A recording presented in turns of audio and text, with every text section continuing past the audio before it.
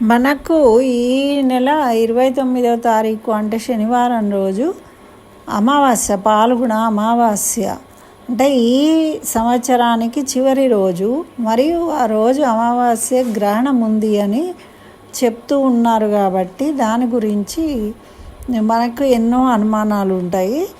ఆ అనుమాన నివృత్తికై ఈ వీడియో చేస్తూ ఉన్నానండి. మనకు గ్రహణం కనబడడం లేదు కాబట్టి మనం ఎటువంటి ఆందోళన పెట్టుకునే అవసరం లేదు, ఏ నియమాలు పాటించాల్సిన అవసరం లేదు అని మన పండితులు చెప్తూ ఉన్నారు. అదేవిధంగా ఎవరైనా గర్భిణీ స్త్రీలు ఉంటే మాత్రం పని కట్టుకుని ఆ రోజు షాపింగ్లకని బయటకు వెళ్ళి గుడికి అలా వెళ్ళకుండా ఇంటి పట్టునే ఉండాలి అని కూడా జాగ్రత్త తెలియజేస్తూ ఉన్నారు.